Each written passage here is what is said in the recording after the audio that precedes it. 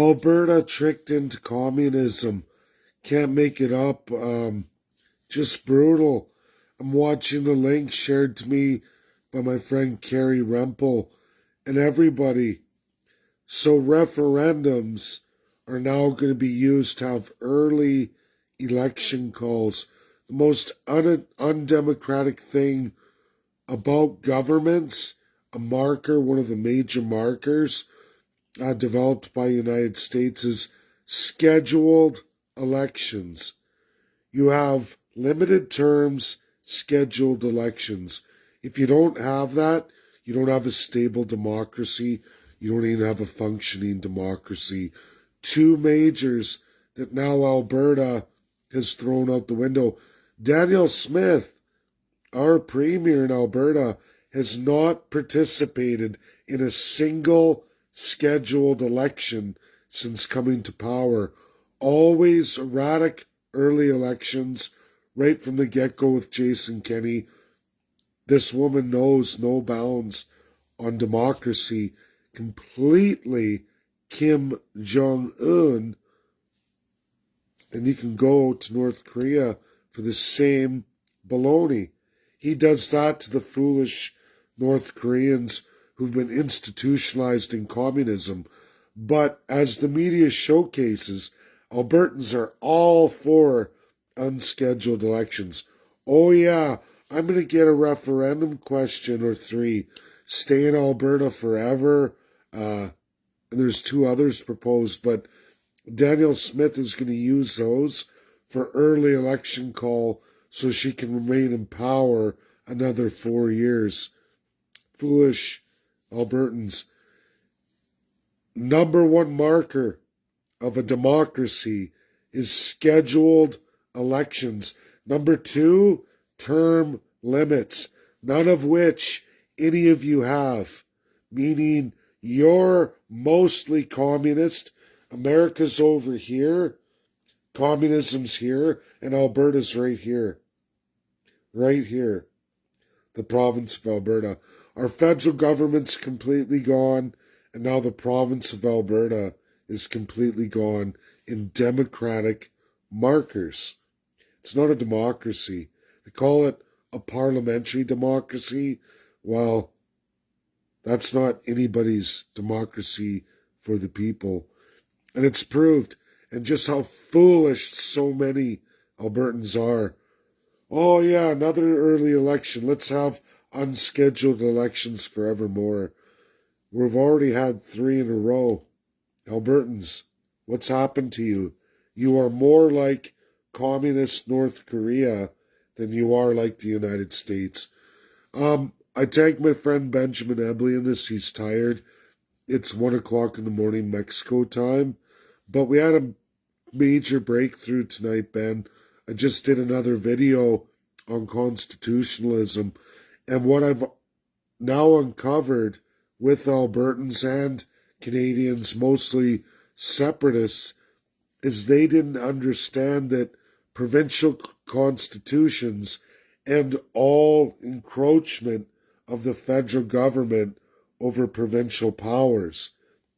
See, what the breakthrough is that Canadians, mostly all Canadians, don't realize that if they enshrine their provincial powers in a constitution with checks and balances, all gifting of provincial powers, aka the rights of Canadians and First Peoples, gifted from the provincial governments, past and present, mostly past, they've gifted away all your supposed to be codified rights.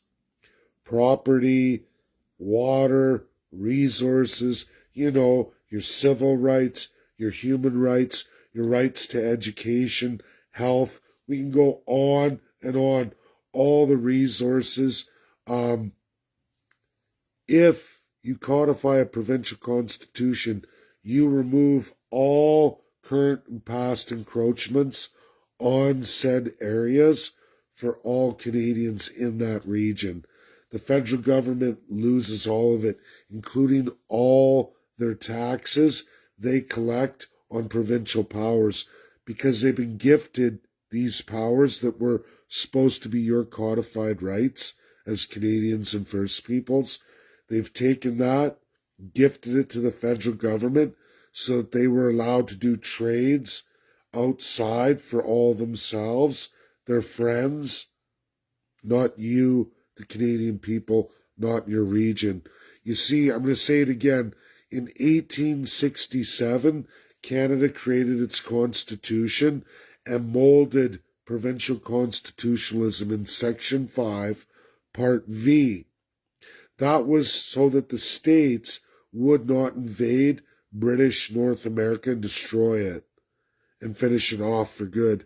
Instead, they would see with these new constitutional acts that, look, all the people of Canada, all the First Peoples are going to get all the same division of powers, aka sovereignty, like all 50 states of the Union do. See, America, we're almost just like you. Just give us some time and all the provinces will roll out these provincial constitutions. That was 1867.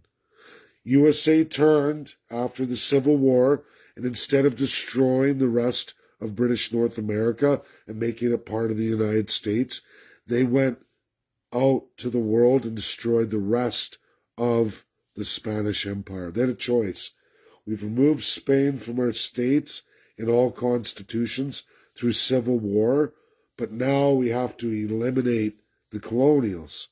And America turned for the next 40 years and destroyed the Spanish Empire forevermore. America and Philippines all the way into the 1900s. They were going to make a choice. What is Canada and British North America, or Spain and Spanish Empire? The British Empire said, look, we have provincial constitutions. Americans read it at the time and said, oh, look, Canada's going to be just like us. But guess what happened? For 40 years, America went on destroying the Spanish Empire, while Britain and British North America, aka Canada, and the constitutional acts never once cemented any provincial constitutions formed by the people of any region in Canada. Called for from day one, no premier with lieutenant governor has ever pursued that. You know why? I'm a pure autocratic dictator with zero accountability, zero responsibilities, and as long as I can con these stupid, ignorant, dumb subject slaves and filthy savages into obeying me, their master, as long as I can remain in power, as long as I can get reelected for as many terms as I want, I can fill my pockets at their dire expense. I can play good cop, bad cop with the federal government. And folks, if you didn't know, there are hundreds and hundreds of bills passed by provincial premiers in all provinces and territories from all parties to all said other parties federally. Deal, deal, deal. I will give you this right of the people in my region. I will give that provincial power to you. Give me access through trade and commerce, aka banking, on the global stage for myself and my rich friends, Pacific companies in my region. Allow us to get stinkily rich. We'll share it with you, and for that we'll give you rights from the province to the federal government. If you ever read Section 91, everybody, that's called the federal powers. There's only 8 lists there. Those are the things that the federal government is allowed to tax and debt load against all of you by any means necessary that they choose in that division of powers. As we see right across Canada, the federal government has taxed all kinds of provincial powers from all kinds of specific provinces. How are they able to do it constitutionally? The premier, who holds all of Section 92 to Section 157, certain provinces, others only go up to 143, but it's a ton of rights and promises to you, the Canadian people and First People, at least at the provincial level. aka an equivalent State of the Union level, Canada's version. And they don't do it because now they hold it all entirely under whoever you elect as premier and their friends, their appointed privy cabinets, and they all get stinkily rich. It's not a crime because they have no constitutions. They lied to America. They told you, yes, we're going to constitute those, but since 1867, not one premier has wanted to. Why? Because right now, and since 1867, they're pure autocrats with the right to do anything they want, and there is no laws to restrict them, because you don't have any constitutions, provincially or territorially, and they trade off all your rights to the federal government whenever they see a mighty business venture where they're going to fill their pockets. Premiers have been robbing Canadian people for millions of dollars at your literally hundreds of billions expense. Spare no expense. Don't spare any rod, crack the whip, tear the flesh from their bones. That is the evil of Canada. All premiers, all through the ages of Canada, 1867 till today. There isn't a premier who hasn't raped you all beyond all measure in all regions and absolutely done that, good cop, bad cop, even with all the other political parties. In fact, especially conservative with federal liberals, provincial liberals with federal conservatives. They've been doing this beyond all other parties forever and a day because they've traded off premier and prime minister titles. It doesn't matter the party, the spectrum, they all have been doing it. That's my video. Share. Get it out there to everybody you know. God bless. Bye now.